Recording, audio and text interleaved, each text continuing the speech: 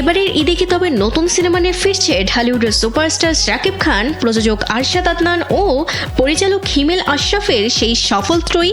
দীর্ঘদিন ধরেই বিনোদন পাড়ায় গুঞ্জন আবারও একসঙ্গে নতুন প্রজেক্টে হাত দিচ্ছেন এই সফল 3 তারকা। তবে আনুষ্ঠানিক ঘোষণার আগেই বাতাসের আগে উঠছে তাদের নতুন চমকের খবর। কিন্তু হঠাৎ কেন এই গুঞ্জনের ডালপালা মেলা? সম্প্রতি নিউ ইয়র্কে এই সফল 3 মুখকে একই ফ্রেমে বন্দি করেন পাপারাজিরা।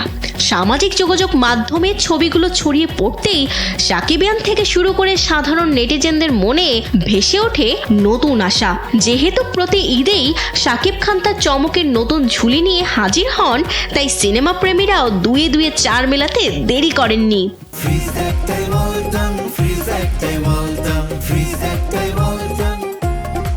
এর আগে গত জুন মাসে পরিচালক হিমেল আশরাফের সঙ্গে একটি ছবি পোস্ট করে নতুন সিনেমার সুস্পষ্ট ইঙ্গিত দিয়েছিলেন প্রযোজক আরশাদ আদনান।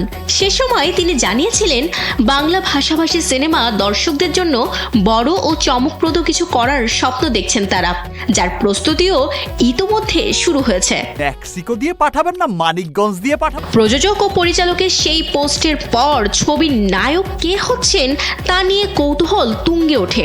তখন আরশাদ আদনান বলেছিলেন, আপাতত তারা গল্পের দিকেই বেশি মনোযোগ দিচ্ছেন, নায়ক কে হচ্ছেন তা তোলা রইল পরবর্তী আকর্ষণের জন্য। তবে নিউ ইয়র্কের স্থির চিত্রে শাকিব খানের উপস্থিতি সেই কৌতূহলের জবাব এক প্রকার দিয়েই দিয়েছে।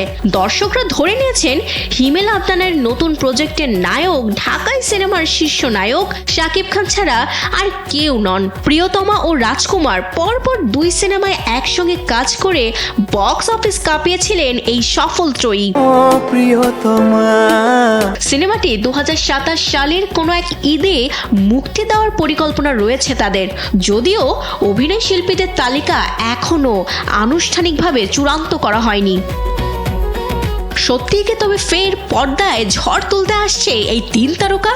এখন কেবল সেই কাঙ্ক্ষিত আনুষ্ঠানিক ঘোষণার অপেক্ষায় পুরো ঢালিউড। বিনোদন ডেস্ক, কালবেলা। আমাকে আমেরিকা পাঠাতেই হবে।